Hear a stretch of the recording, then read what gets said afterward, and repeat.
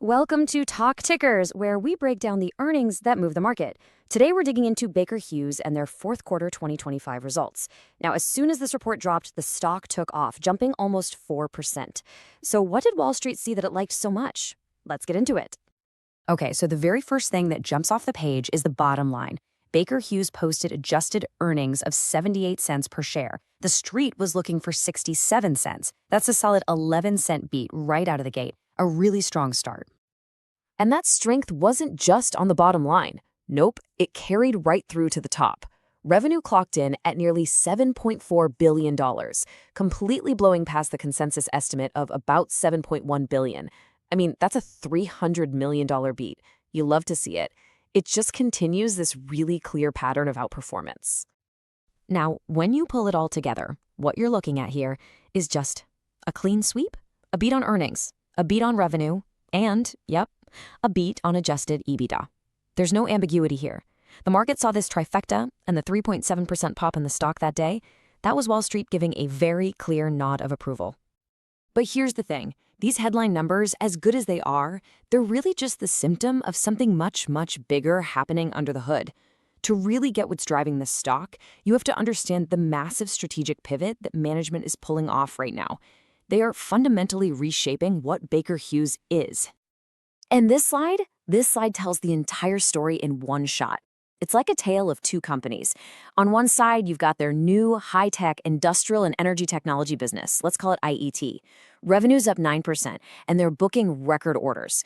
On the other side, you have the legacy oilfield services business, OFSE. Revenue there was down 8%. It's so clear what's happening. The new industrialized part of the company is more than compensating for the weakness in the old school oil patch.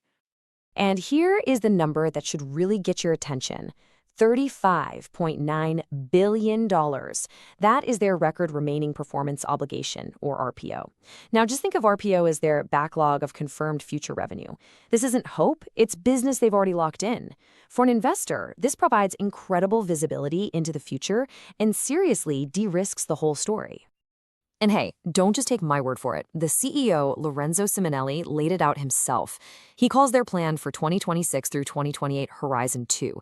And what's the goal? To build a more industrialized company. That's code for making the business way less dependent on the wild boom and bust cycles of oil prices. So what does that look like in practice? Well, looking ahead, management is basically promising steady, reliable profit growth. They're telling us to expect margins in that high-growth IET business to climb toward an impressive 20%. And maybe most importantly, they expect the company to become an absolute cash-generating machine, converting almost half its earnings directly into free cash flow. You don't put out numbers like that unless you are extremely confident. So, why all the confidence? Well, this big pivot isn't just happening in a bubble. Management is being incredibly smart here. They are steering the ship to catch some of the most powerful, long-term tailwinds in the entire global economy. This chart really shows you what's fueling that IET growth engine. And sure, LNG and new energy are a huge piece of the puzzle. But the part that I think is really interesting, the part that's maybe being underestimated, it's that slice for power and data centers. Management made a point to highlight the absolutely explosive demand they're seeing to power data centers. You know, it really all boils down to these three massive, multi-decade global shifts. You've got digitization and AI creating this insane demand for power. You've got electrification driving a huge need for a stronger, more resilient grid. And then you have energy security fueling this global build-out of LNG. And where does Baker Hughes sit? Right at the intersection of all three.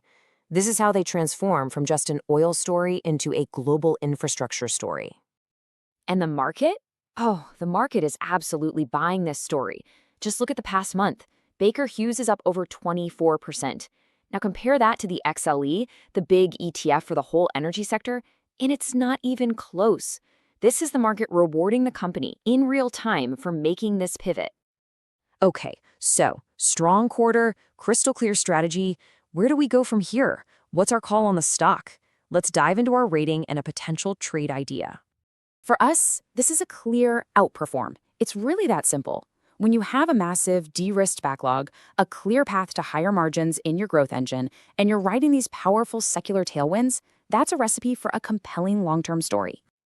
So how could you play this? We think there's a really interesting pairs trade here. The idea is to go long on Baker Hughes while at the same time shorting the OIH. That's the ETF that tracks the old school oilfield services sector. Essentially, you're betting on Baker Hughes's unique, high-tech industrial future while hedging out the risk from the cyclical legacy oil market that the OIH represents.